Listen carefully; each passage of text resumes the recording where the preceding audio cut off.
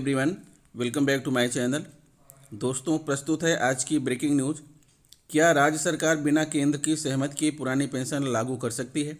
बुरे फंसे बीईओ साहब, चुनाव प्रचार के मंच पर खंड शिक्षा अधिकारी का वीडियो वायरल।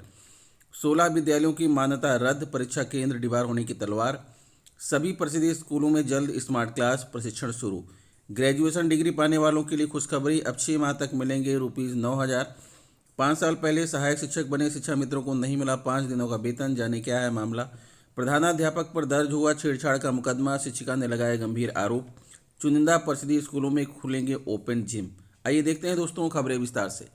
जी हाँ दोस्तों, आप देख पा रहे हैं खबरें विस्तार से कि इसमें यह है यूट्यूब चैनल पर। यह खबर है पडरौना की। मेडिकल पर चल रहे कुशीनगर के एक बीईओ का गैर जनपद के चुनावी प्रचार मंच पर दिखने का वीडियो वायरल हो रहा है। इसको लेकर जिले में तरह तरह की चर्चाएं हो रही हैं। 2 दशक से जिले में तैनात खंड शिक्षा अधिकारी अजय तिवारी जिले से 14 फरवरी को कार्यमुक्त हो गए हैं। कार्यमुक्ति आदेश की कापी प्राप्त नहीं किए हैं। इसके दूसरे दिन बीईओ ने बीएससी को तबीयत खराब होने का मेडिकल प्रमाण पत्र ईमेल के जरिए भेजा था। हिंदुस्तान वायरल वीडियो की सत्यता की पुष्टि नहीं करता। नेबुआ नौरंगिया में तैनात रहे खंड शिक्षा अधिकारी अजय कुमार तिवारी का स्थानांतरण आचार संहिता लागू पत्र भेजा है। लागू होने से पहले ही हो गया था, मगर कार्यमुक्त नहीं हुए थे। डीएम की रिपोर्ट पर निर्वाचन आयोग ने कार्यमुक्त करने का आदेश दिया था, बावजूद इसके कार्यमुक्त नहीं हुए। जब निर्वाचन आयोग ने कार्यमुक्त के लिए रिमाइंडर जारी किया तो आनंद फानंद में स्थानांतरित बीईओ अजय तिवारी सहित 4 को कार्यमुक्त किया गया। इसके दूसरे दिन 15 फरवरी को बीईओ अजय तिवारी ने बीएसए को ईमेल के जरिए तबीयत खराब होने का प्रमाण पत्र भेजा।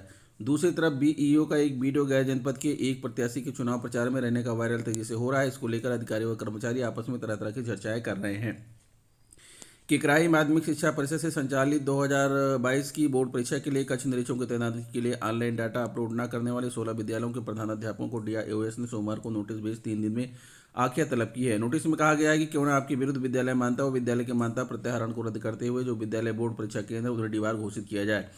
डीआईओएस की ओर से जारी नोटिस के बाद उक्त विद्यालयों के प्रधानाचार्यों में हड़कंप मचा हुआ है। भेजी नोटिस में डीआईओएस रविशंकर ने कहा कि माध्यमिक शिक्षा परिषद से संचालित वर्ष 2022 की बोर्ड परीक्षा के लिए कक्ष निरीक्षकों की तैनाती के लिए ऑनलाइन डाटा अपलोड किए जाने के लिए वेबसाइट 20 फरवरी तक क्रियाशील की गई थी। इसके अलावा फोन से कई बार डाटा अपलोड किए जाने के लिए कहा गया।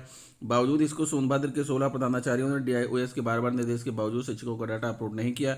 प्रधानाचार्यों की इस कृत्य को घोर लापरवाही मानते हुए डीआईओएस ने नोटिस जारी कर 3 दिनों के अंदर आख्या तलब किया है। स्पष्ट आख्या प्रेषित नहीं होने पर विद्यालय की मान्यता प्रत्याहरित करने व परीक्षा केंद्र डिबार किए जाने की कार्रवाई की बात कही है।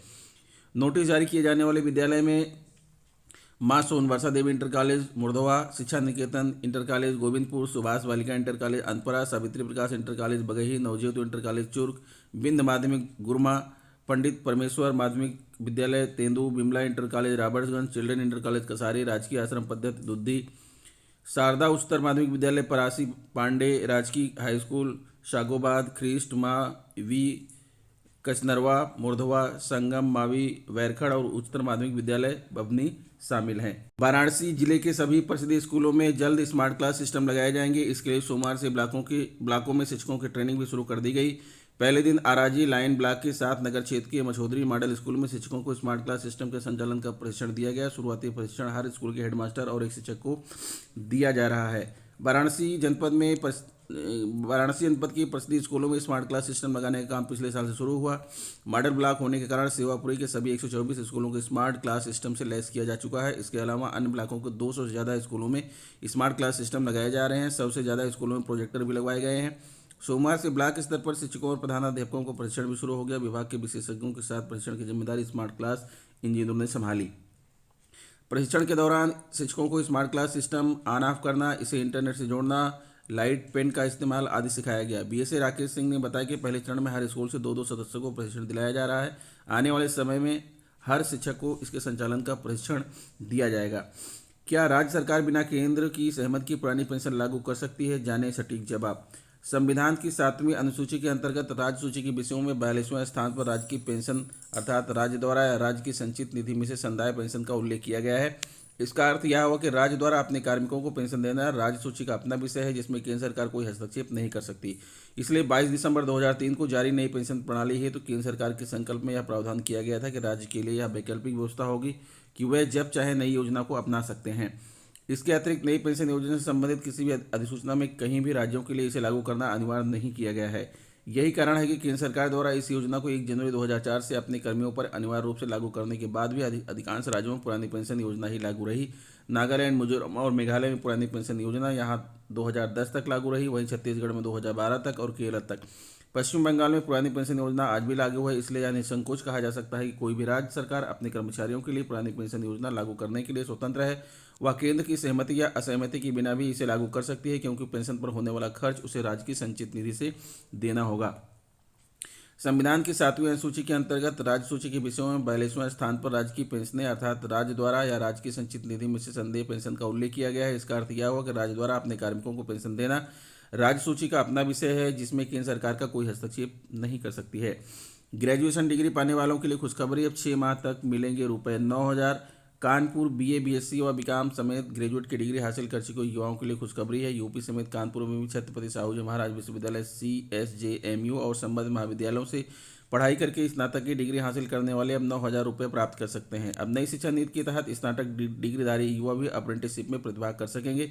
इसके लिए नियोक्ता को ₹9,000 मासिक मानदेय देना होगा। कौशल विकास एवं उद्यमशीलता मंत्रालय ने इस बाबत आदेश जारी किया है। अप्रेंटिसशिप 6 माह से लेकर 3 वर्ष तक की होगी। मंत्रालय की नेशनल अप्रेंटिसशिप ट्रेनिंग स्कीम के तहत लखनपुर स्थित बोर्ड ऑफ अप्रेंटिसशिप ट्रेनिंग की ओर से कार्यालय के अधीन आने वाले सभी राज्यों यूपी, उत्तराखंड, हरियाणा, राजस्थान, हिमाचल प्रदेश आदि के शिक्षण संस्थानों को भी निर्देश दिए गए हैं।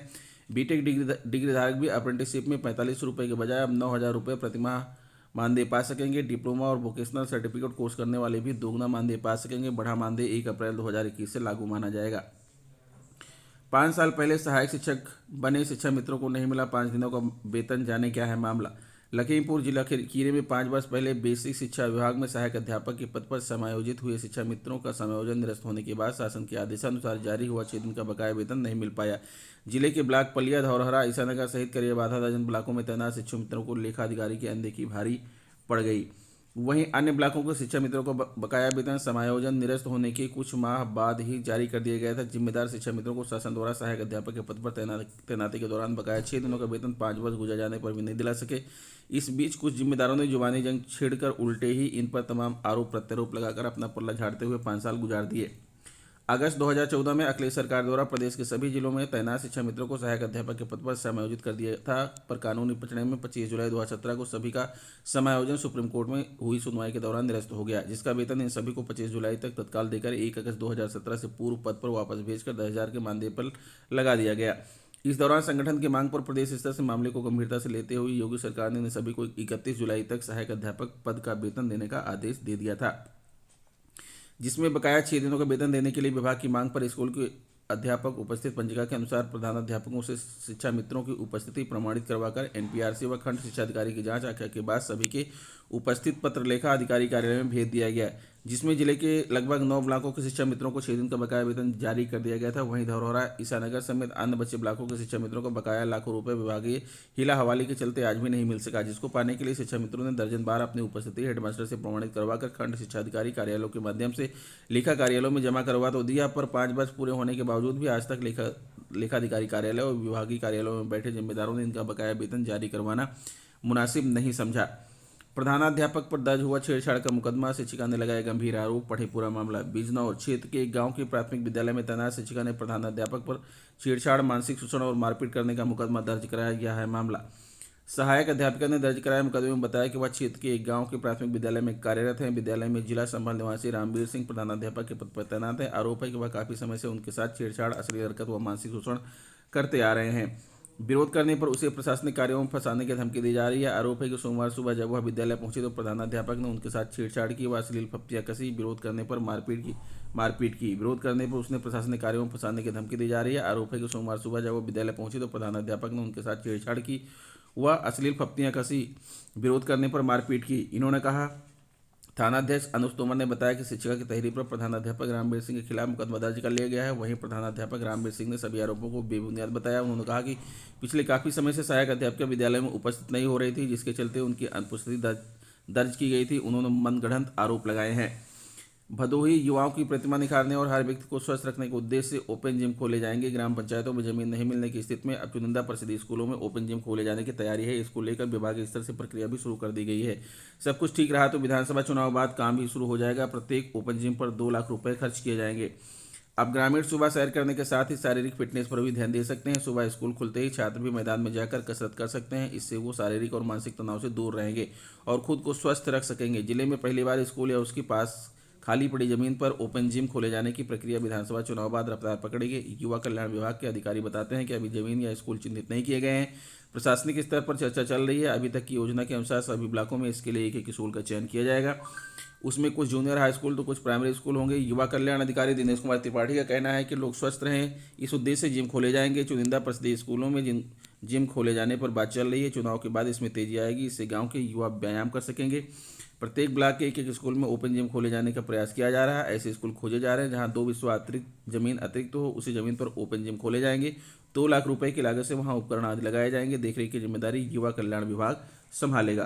तो दोस्तों, ये रहा आज का ब्रेकिंग न्यूज। आशा करता हूँ वीडियो आपको अच्छी लगी होगी। अगर वीडियो अच्छी लगी तो प्लीज़ मेरे चैनल को सब्सक्राइब कर लीजिए, बेल आइकन को प्रेस कर दीजिए। मिलते हैं आपसे नेक्स्ट वीडियो में कुछ नई जानकारी लेकर। तब तक के लिए नमस्कार।